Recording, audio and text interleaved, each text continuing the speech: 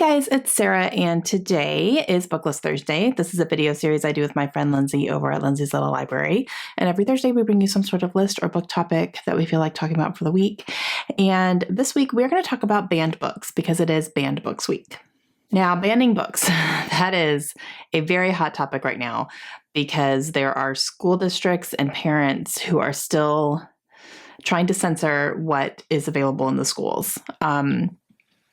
And it's a very tricky subject because it's a very fine line between, the families making the right decisions for their families and their beliefs and all that versus what is accessible at the school. And I am a bookseller. I am a book lover. I have a degree in to be a librarian, and I 1000% do not believe in banning books at all. I believe everybody should have access to anything that they want.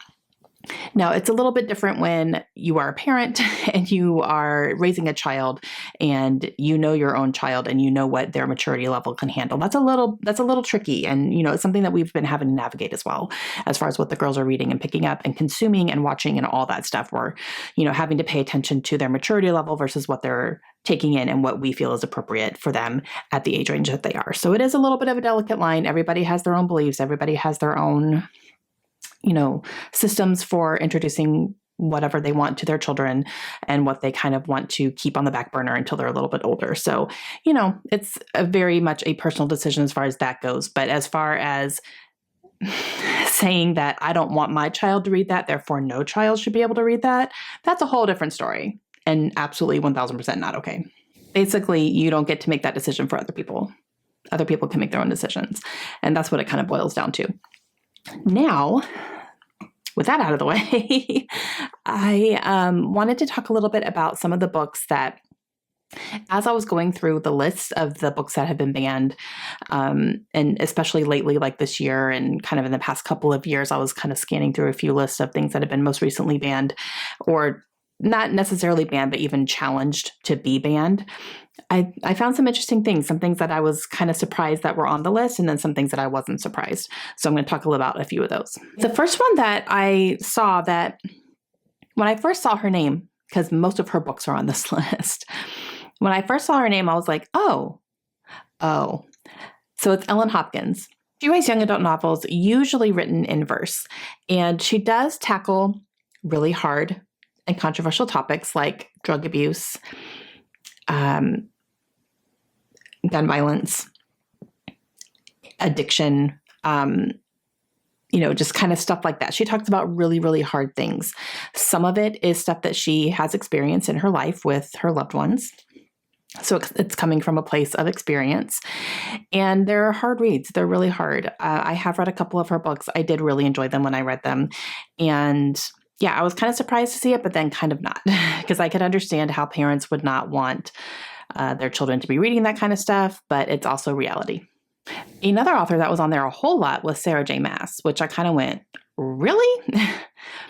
But I had to think of it in a school perspective because Sarah J. Maas is definitely, the more that she has written in her series, she's gotten more and more adult content in there. So even Throne of Glass gets a little bit spicy towards the middle, and you get a lot more sexual scenes and things happening like that. So I get the challenge as far as, this has actual sex scenes in these books and they are in middle school. Like, what's going on?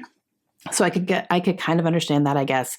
But that's why most of her books have been moved to the adult section in the bookstores now. She's no longer in young adult. She's an adult. But yeah, I don't know. So okay.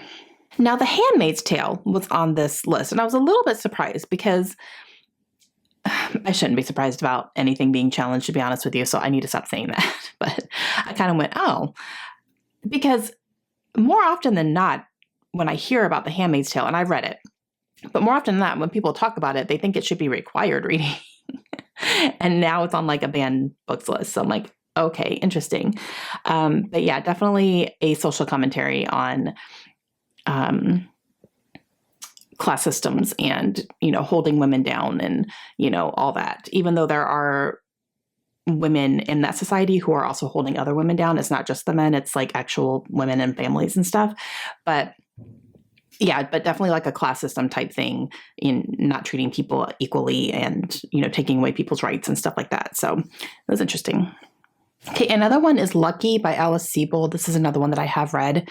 And that's definitely an adult book. So I don't know why it's being challenged so much, but this one is about a personal experience by the author of a rape that she experienced when she was in college. It's a true story.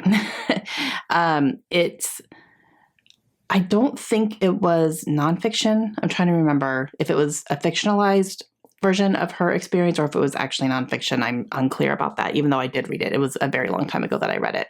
But it is very, very detailed as well.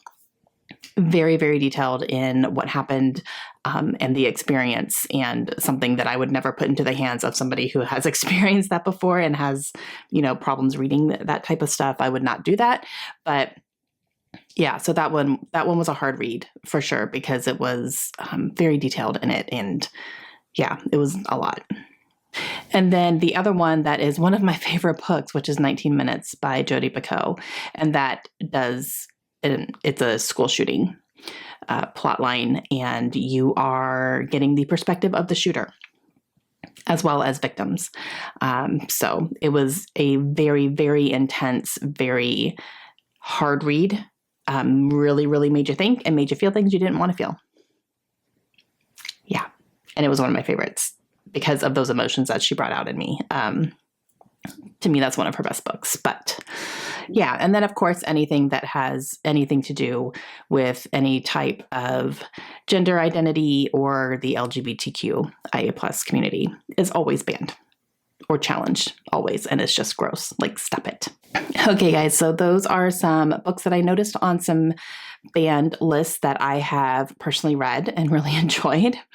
And yeah, so let me know your thoughts down below.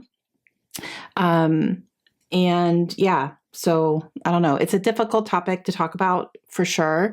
But, as a lover of books and a true believer in information for everybody, I do not believe that anything should be banned ever.